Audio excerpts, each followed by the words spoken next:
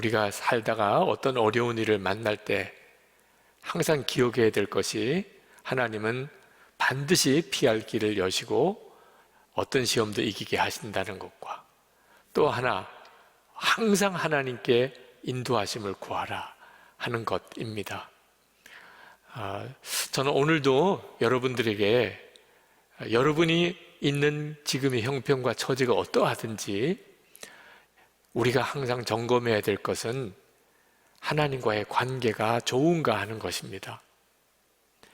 어떤 분들은 참 형편이 좋아 보이는데 주님과의 관계는 무너져 있는 분도 있고, 어떤 분들은 말할 수 없는 시련 가운데 사시는 것 같은데 하나님과의 관계는 어느 때보다도 좋은 분들이 있습니다. 여러분은 어느 쪽을 택하시겠습니까? 우리가 항상 분별해야 할 것이 하나님과의 관계입니다. 하나님과의 관계에서부터 우리의 미래가 결정이 되기 때문에 그렇습니다. 이스라엘 백성들이 가나안 땅을 점령하고 이제 그 땅에 정착할 즈음에 하나님이 두 가지를 하게 하셨는데, 하나는 도피성을 세운 겁니다. 살인자의 생명도 귀하게 여기라.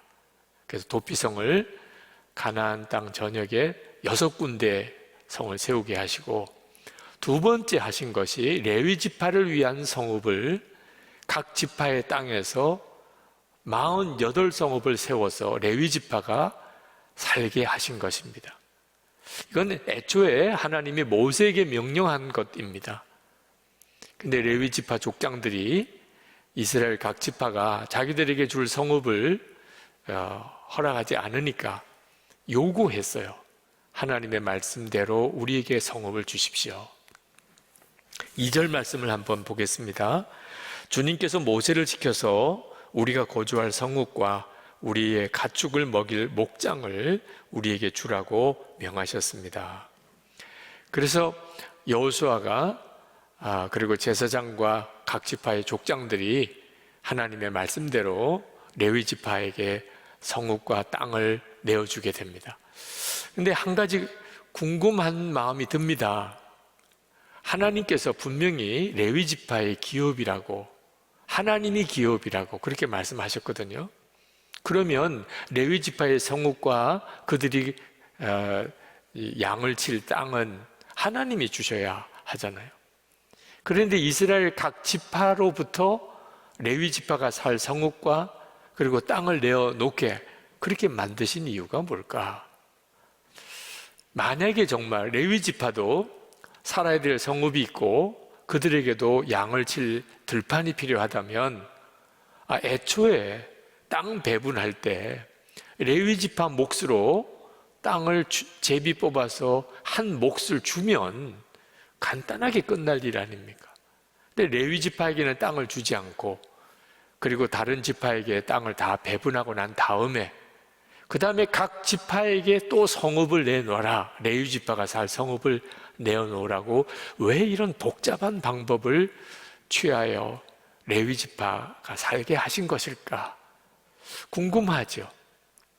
여기에 하나님의 굉장히 깊은 뜻이 있습니다. 하나님은 레위 지파가 함께 몰려 살지 않게 하셨어요. 모든 지파 속에 들어가 살게 하신 겁니다.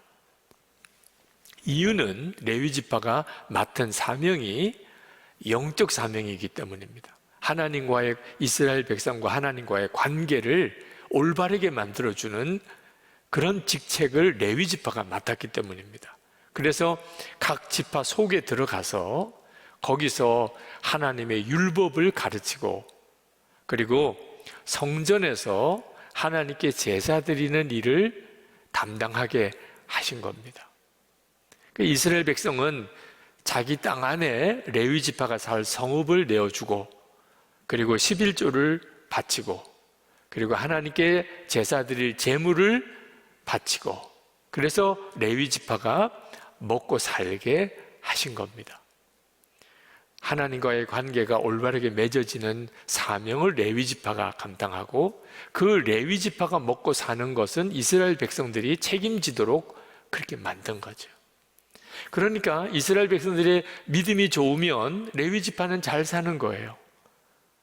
이스라엘 백성들의 믿음이 하나님과의 관계가 식어지고 무너지면 레위 지파는 먹고 살 길이 없게 되는 겁니다. 레위 지파는 이스라엘 백성의 영적인 상태를 그대로 보여주는 지표가 되는 거죠. 이게 하나님의 계획이었어요. 그래서 이스라엘 백성들이 각 지파가 땅을 다 배분받았지만 레위 지파가 살 성읍을 내어주기까지는 아직 이스라엘 백성들이 가나안 땅을 온전히 정복한 것이 아니었습니다. 이스라엘 백성들이 레위 지파에게 땅 성읍을 내어주고 나니까 비로소 가나안 땅에 평안이 임했다고 성경은 말합니다. 44절 말씀을 보겠습니다. 주님께서는 그들의 조상에게 맹세하신 대로 사방에 평화를 주셨다. 또한 주님께서는 그들의 모든 원수를 그들의 손에 넘기셨으므로 그들의 원수 가운데서 어느 누구도 그들에게 대항하지 못하였다. 이 말씀은 레위 지파의 성읍이 주어지고 난 다음에 이 말씀이 이루어진 거예요.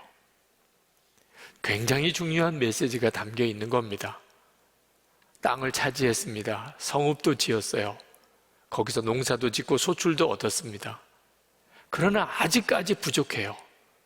아직까지 다 이룬 게 아닙니다. 그들 땅 안에서 하나님과의 관계를 위하여 세움받은 레위 지파가 살 성읍이 주어지기까지는 아직 이스라엘 백성들은 진정한 평화를 누릴 수 있는 자격이 못 되는 겁니다. 사실 이 당시는 가나안 땅 정착식입니다. 그러니 각 지파가 땅을 배분받았지만 점령해야 될 지역은 여전히 많이 있습니다. 그리고 그곳에 자기들이 성읍을 짓고 그리고 농사도 짓고 사실 얼마나 바빴겠고 그 지파 안에도 살펴야 될 이들이 얼마나 많았겠습니까? 레위 지파 신경 쓸 여력이 있었겠습니까? 그러니까 레위 지파에게 성읍을 나눠줄 생각을 전혀 하지 못하고 있었던 겁니다. 레위 지파는 자기들에게 분명히 하나님이 성읍을 각 지파에서 내어주라고 해서 기다리고 있는데 도무지 자기들에게 성읍을 줄 생각을 하지 않으니까 제사장과 여호수아에게 찾아와서 자기들에게 성읍이 주어져야 되지 않느냐, 하나님의 명령이지 않느냐 하고 요구하게 됐고, 그래서 이스라엘 백성들이 그게 하나님의 뜻인 것을 그들도 알고 레위 지파에게 성읍을 나눠주게 된 겁니다. 그제서야 이스라엘 땅의 진정한 평화, 누구도 대적하지 못하는 그런 평화가 그 땅에 임했다고 말하는 거죠. 여러분, 이건 지금 현재 우리도 동일하게 받고 있는 중요한 교훈입니다. 여러분, 우리 주변에는 전적으로 하나님의 나라를 위해서, 선교 완성을 위해서 그렇게 헌신한 사역자들이 있습니다. 이스라엘 백성들 안에 레위 지파가 있었듯이 그 사역자들을 먹이고 그리고 그들을 돌보고 그들도 가정을 꾸리고 그들도 자녀를 가르칠 수 있게끔 우리가 도와야 할 책임이 있는 겁니다. 우리도 책임져야 될 레위 지파가 있는 거예요. 만약에 우리가 그 하나님 앞에 전적으로 헌신한 그런 사역자들을 잘 돌보지 못하면 그들은 자기들의 사명을 감당할 수가 없게 됩니다. 이스라엘 백성이 레위 지파가 먹고 살 수 있도록 잘 섬기고 그리고 하나님 앞에 올바르게 제사하고 율법대로 살지 못하게 되니까 레위 지파는 먹고 살려고 자기 지역과 책임을 떠나서 온 이스라엘에 흩어져 살았던 때가 있습니다. 개인 집에 들어가서 그 집의 제사장 역할을 꼭 무당처럼 그 집의 제사장 역할을 하는 그런 영적인 타락을 보이는 무서운 시대가 이스라엘 역사에 있습니다. 대표적인 경우가 사사시대입니다. 우리가 사사에 읽어보면 읽기도 민망할 만한 그런 사건들이 계속 일어납니다. 레위 지파가 무너지니까 이스라엘 전체가 영적으로 무너져 버리게 된 거죠. 여러분, 이 일이 지금도 우리 가운데 대단히 중요한 문제입니다. 우리는 항상 생각해야 합니다. 뭐 땅도 마련해야 되고 집도 마련해야 되고 자녀들 교육도 시켜야 되고 그리고 하는 사업도 잘 돼야 되고 공부도 정말 원하는 만큼도 해야 되고, 그러나 여러분, 우리 주변에 하나님의 일을 위해서 전적으로 헌신한 그런 사역자들이 잘 살고는 있는지, 그들에게 불편한 것이나 모질함은 없는지 함께 생각하지 않으면, 그러면 영적인 모든 사역은 다 무너지게 되는 거죠. 제가 선교단체 간사님들의 삶에 대하여 좀 알게 되면서 충격을 받았습니다. 그래도 교회 목회자는 교회에서 사례비를 책정해서 살게 해 주지요. 그런데 선교단체 간사님들은 그런 생활비를, 월급을 주는 데가 없습니다. 그들은 그저 통장 하나, 계좌번호 하나 가지고 있는 거예요. 거기에 후원하시는 분들이 헌금을 보내주면 그걸로서 그만큼 한 달을 사는 거예요. 세상에 이렇게 불안정한 생활이 어디 있습니까? 아니, 똑같이 하나님을 위해서 헌신한 사람인데 어떻게 선교단체 간사님들은 이렇게 살아야 하는 겁니까? 그런데 예수전도단 창립을 하신 로렌 커닝햄 목사님의 책을 읽으면서 이것이 그 선교단체가 그렇게 강력한 사역을 하는 비밀이었구나 하는 걸 깨달았어요. 그 로렌 커닝햄 목사님이 이렇게 말씀을 하셨어요. 하나님께서는 왜 이렇게 일하게 하시는가? 그 이유는 이렇게 함으로써 하나님의 종들에게 하나님께서 실제 하심을 매 순간 확신케 하시려는 것이다. 여러분 한번 생각해 보세요. 오늘 필요한 게 있습니다. 근데 내게는 정해진 월급을 주는 데가 없어요. 하나님께 기도할 뿐이죠. 하나님, 우리에게 이것이 필요합니다. 쌀이 필요합니다. 우리에게 지금 기름이 필요합니다. 아이를 학교를 보내야 됩니다. 그런데 후원 통장에 그 감당해야 될 것이 입금이 되었어요. 자, 이 일이 계속 매일 매월 일어나고 있어요. 그러면 그 사역자의 믿음은 정말 놀라웠게 세워지게 되는 겁니다. 하나님만 믿으면 되는구나. 주님이 다 공급하시는구나. 어떤 환경과 어려움 속에서도 두려움이 없습니다. 로렌 커닝햄 목사님이 이렇게 고백해요. 예수 전도단 사역자들은 이렇게 사는 훈련을 받았기 때문에 라틴 아메리카, 남미의 그 공산주의 사상에 물든 이들, 유럽의 그 지성인들의 무신론 사상 앞에, 중동의 그 위험한 그런 형편 속에서도 그들은 당당하게 하나님 살아계심을 확신하고 복음을 전하는 사역을 감당할 수 있었다는 거예요. 여러분, 우리가 어떤 사역자를 돕는 일은 너무너무 중요한 하나님의 계획인 것입니다. 때때로 목회자나 선교사님이나 선교단체 간사님이나 이렇게 후원하는 일이 부담스럽게 느껴질 때가 있으실 거예요. 아니, 나 먹고 살기도 쉽지 않은데 아니, 그분들까지 책임지라는 거야? 제가 신학교에 들어가게 되었을 때 동생들과 함께 이렇게 만난 적이 있습니다. 그때 저희 동생들이 그런 말을 했어요. 형이 이제 신학교 가면 목사가 될 텐데 형은 절대로 교회에서 주는 월급 받지 마. 우리가 벌어서 형 생활을 책임져 줄게. 그리고 형은 정말 당당하게 목회해. 절대로 교인 눈치 보지 마. 그때 동생들 이야기 들었으면 큰일 날 뻔했어요. 그때는 참 철이 없어서 아버님, 어머님이 왜 저렇게 힘들게 사시나. 월급이 교회에서 나오니까 교인들 눈치 보느라고 저렇게 힘드시구나. 어릴 때 철없을 때 그 목회자 자녀들의 생각이에요.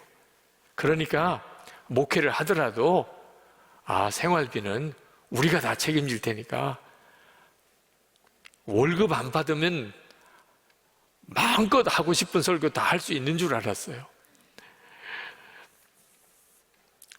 알고 보니까 그게 아니었습니다. 하나님께서 교회와 성도들의 공급함을 통해서 목회자가 살게 하시는 것은 놀라운 하나님의 계획이 있는 것이었어요. 목회자가 교회와 성도들이 공급하는 것을 통해서 살면서, 그리고 그 목회자는 교우들을 위해서 축복하고 복된 삶을 사는 말씀을 가르치는 일에 전념하면, 그러면 교우들이 그로 인해서 복을 받게 되는 거예요. 성도들은 목회자를 섬기고 목회자는 하나님께 축복하고 하나님은 성도들의 삶을 복을 주시는 것이 하나님의 계획이었던 거예요. 제가 교회 건축하는 상황에서 건축헌금을 드려야 되는데 사실 무슨 모아둔 헌금이 따로 있는 것도 아니지 않습니까? 아내와 그 문제로 기도하다가 성도들에게만 건축헌금을 작정하게 할 수는 없지 않은가. 그래서 1년 동안 교회에서 주시는 사례비를 다 건축헌금으로 작정하고 살았던 때가 있습니다. 도무지 어떻게 살 수 있을까 막막했지만 그 방법밖에는 없으니 그렇게 살았던 적이 있습니다. 그리고 1년을 잘 살았어요. 근데 그때 교인들과 저희 목회자인 제가 정말 뜨겁게 하나가 되는 해가 되었습니다. 이게 하나님의 놀라운 하나님의 계획이구나. 여러분 주변에도 여러분들이 꼭 섬겨야 될 사역자들이 있습니다. 교회 목회자일 수도 있고 선교사님일 수도 있고 선교단체 간사일 수도 있고 신학교 교수님일 수도 있고 어떤 복음 전하는 어떤 기관의 사역자일 수도 있고요. 여러분 그분들의 존재를 잊으시면 안 됩니다. 이스라엘 백성들이 레위 지파의 존재를 잊어버릴 때는 이스라엘 전체가 무너졌습니다. 이스라엘 백성들이 영적으로 충만하고 하나님 앞에 복되게 살면 레위 지파가 잘 사는 거예요. 여러분과 어떤 형태로든지 관련이 있으신 그런 사역자들, 그분들은 오늘은 편안한지 부족함은 없는지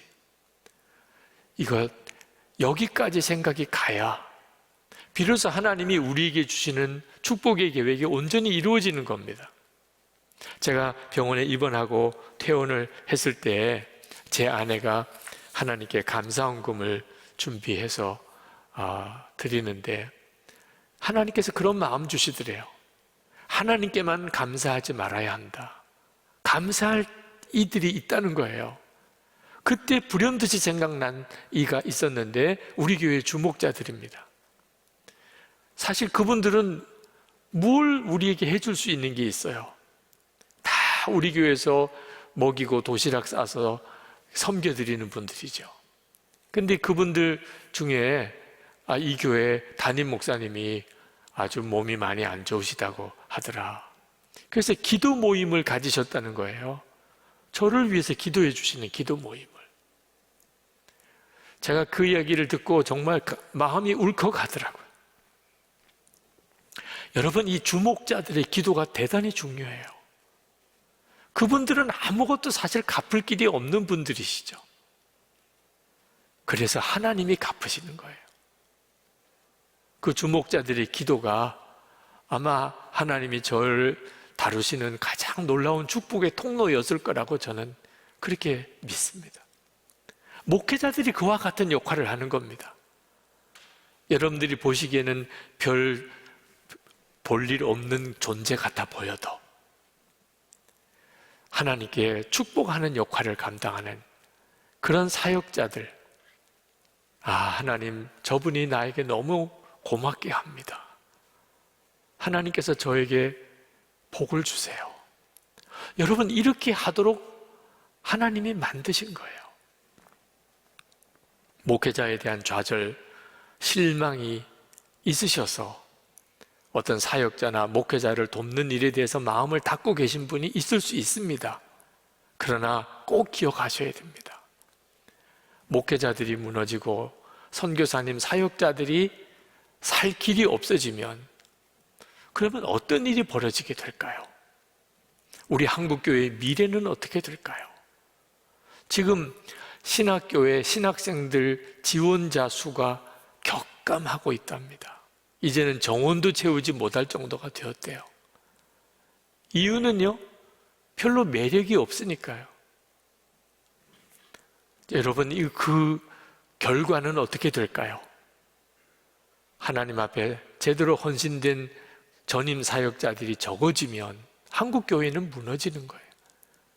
여러분의 자녀들, 여러분의 후손들의 영적인 돌봄은 누가 해주나요? 작은 교회 목회자들 소중합니다. 동네 작은 교회가 살아나야 한국 교회가 살아요. 그분들의 삶은 어떨까요? 신학생들, 어려운 가운데 신학교를 지원한 이들, 우리가 섬겨야 합니다. 선교단체 간사님들, 선교 현장에 나가 있는 선교사님들, 그들이 살 수 있어야 합니다. 누구를 통해서 그들을 먹이고 살리시죠? 우리입니다. 우리가 그분들을 위해서 섬기는 일은 곧 하나님이 공급하시는 것과 같고, 그분들을 통하여 하나님이 주시는 복은 섬긴 우리들이 다 누리게 되는 거예요. 레위 지파의 존재는 이스라엘 백성들의 하나님과의 관계를 보여주는 것이었습니다. 그래서 우리가 꼭 또 기억해야 될 것은 우리 주변에 있는 사역자들을 잘 섬겨야도 하지만 우리 자신의 주님과의 영적인 관계가 항상 충만해야 한다는 겁니다. 여러분, 요즘 하나님과의 관계는 좋으십니까? 오늘 말씀이 주시려는 가장 중요한 교훈이에요. 이스라엘 백성들의 하나님과의 관계는 항상 좋은가? 레위 지파를 보고 안다는 겁니다. 우리도 마찬가지예요. 여러분, 기도와 말씀 묵상과 주님과 온전히 동행하는 삶을 요즘 충만하게 살아가고 있으십니까? 형편과 처지가 어떠하든지 주님이 함께 계심이 믿어지니 두려움도 염려도 없는 그런 담대함이 있으십니까? 그 점을 항상 확인하고 살아야 합니다. 저는 최근 한 달 가까이 이 살인 진드기에 물려서 바이러스 감염으로 꽤 고생을 했습니다. 기도해 주셔서 지금 많이 회복이 되었지만 9월 한 달 동안 안식월을 끝나고 뭐라고 설명할 수 없는 무기력감, 그리고 자꾸 몸이 힘들어지는 그런 당황스러운 일을 겪었습니다. 그때 살인 진드기에 물려있는 상태였는데 전혀 몰랐죠. 저는 제 마음이 무너진 줄 알았습니다. 그렇지 않다고 그렇게 생각하면서도 제가 저 자신에 대해서 이제 은퇴를 앞두고 있는 것 때문에 또 앞으로 이렇게 늙어가는 것으로 인한 두려움, 그것 때문에 어쩔 수 없이 나도 이렇게 마음이 무너진 건가? 한동안 참 혼란스러웠습니다. 근데 그때 9월 29일이에요. 지금은 저에게 있어서는 그날은 대단히 중요한 날입니다. 수요일이에요. 그때 하나님께 그 문제를 기도하고 있었어요. 하나님, 제가 몸이 좀 이상합니다. 아마 제 마음이 무너져서 그런가요? 저는 주님이 저와 함께 계시는 것을 분명히 믿는데 제가 왜 이렇게 힘들지요? 그때 주님이 너와 나는 온전히 하나인 것을 분명히 믿으라. 분명히 고백하라. 그것을 분명히 결론 삼으라. 그런 마음을 아주 강하게 주셨어요. 그래, 몸은 힘들고 나도 솔직히 앞날이 만만치가 않지만 주님이 나와 함께 계시잖아.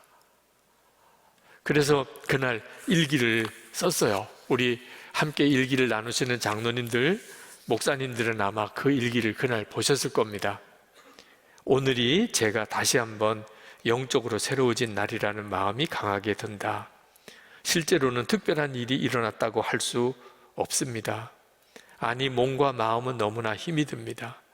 그러나 주님은 오늘이 특별한 날임을 고백하라, 외치라는 마음을 주십니다. 오늘이 영혼의 밤이 지난 날, 영적으로 새로워진 날, 주님과 온전히 연합한 날, 주님과 새로운 삶을 다시 시작한 날이라는 것입니다. 주님은 언제나 그날을 준비하고 계셨습니다. 그제도 어제도 오늘도 주님은 언제나 준비되어 계셨습니다.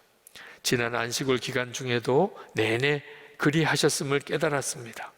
이제는 제가 믿음으로 오늘이 그날임을 고백하여야 할 때인 것입니다. 어떤 특별한 일이 일어났기 때문이 아니라 주님께서 그렇게 하시기 원하시니 믿을 뿐입니다. 2011년 9월 29일 수요일, 이날은 제가 다시 한번 주님 안에서 새로워진 날입니다. 기도하면서 고백하고 또 고백하고 외치고 또 외쳤습니다. 사실 그날 이후로 며칠 동안 주님 9월 29일, 저는 주님과 온전히 연합한 날입니다. 저는 주님 안에, 주님은 제 안에 계십니다. 힘들고 도무지 몸을 주체하기 어려울 때도 계속 고백하고 외쳤어요. 그리고 제 아내가 제 무릎 뒤에 진드기가 붙어 있는 것을 발견하게 된 것. 그리고 급히 병원에 응급실로 가고, 그리고 참 힘든 치료 과정을 거쳤지만 하나님께서 저를 이렇게 회복시켜 주셨어요. 저는 몸이나 마음이 굉장히 힘든 상태에 한 달 가까이를 보냈습니다. 지금도 아직은 회복 중에 있습니다. 그렇지만 설명할 수 없을 정도로 영적으로는 굉장히 강한 기간을 보내고 있었어요. 주님과 온전한 연합을 계속 선포하고 고백했었습니다. 저는 하나님께서 제가 겪어야 될 상황이 참 심각하니까 저를 영적으로 더 강하게 붙들어 주시고자 하셨던 것이라고 고백합니다. 여러분, 주님과 관계가 분명해지면 어떤 형편과 처지에서도 반드시 이겨냅니다. 지나고 나면 그것이 놀라운 간증이 됩니다. 근데 문제는 그렇게 주님과의 관계, 영적으로 하나됨을 혼자 힘으로 이렇게 유지해내기가 쉽지 않을 때가 있다는 겁니다. 그래서 우리에게 주님과 온전히 동행하는 성도들의 교회 공동체가 필요한 거예요. 우리가 예수 동행 속회를 만들고자 하는 거예요. 에녹 프로젝트로 다시 한번 주님과 동행하는 성도들을 일으키자고 하는 이유가 있는 거예요. 제가 병원에 입원해서 마음도 쉽지 않고 계속해서 몸 상태가 안 좋아지는 상태에 빠져 있을 때 제 아내가 병실에서 저를 간병하면서, 그리고 집에 돌아가는 시간에 저를 침상에 앉혀놓고 저를 위해서 간절히 손을 얹고 기도를 해 주었습니다. 참 놀라운 힘이었어요. 저를 위해서 누군가가 손을 얹고 기도해 주는 사람, 아내의 기도가 저를 그때그때마다 다시 한번 새 힘을 얻게 했습니다. 우리 장로님들과 목사님들과 선교사님들과 일기 나눔 방을 하는데 그 일기 속에 기도 댓글이 계속 달려 있었어요. 그건 저에게 있어서 영적인 힘을 공급받는 굉장히 중요한 통로였어요. 우리 모두에게 다 이런 교회 공동체가 필요한 겁니다. 그 공동체는 저절로 세워지는 게 아닙니다. 매일 일기를 쓰고 서로 댓글을 달아드리는 일을 통하여 하나님께서 우리에게 우리가 어떤 상황에서도 무너지지 않는 하나님과의 관계를 온전히 맺어 살 수 있게 만들어 주시는 겁니다. 우리 주변에 있는 영적 레위 지파를 잘 섬기십시다. 그게 우리에게 말할 수 없는 복이에요. 그분들은 복덩어리입니다. 그리고 무엇보다 우리 스스로가 하나님과 관계가 항상 올바르게 되어 있는지 점검하고 살아야 합니다. 만약에 지금 현재 기도 생활, 말씀 생활이 제대로 안 되고 마음에 평안과 기쁨이 없고 언제부턴지 또 동행일기 쓰는 생활도 느슨해졌다면 지금 심정지가 왔다, 뇌출혈이 일어났다, 몸에 암이 생겼다, 그 정도의 위기, 그보다 더 큰 위기가 왔다고 생각해야 합니다. 빨리 돌이켜야 합니다.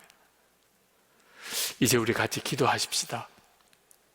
여러분, 하나님과의 관계를 언제나 분명히 점검해야 합니다.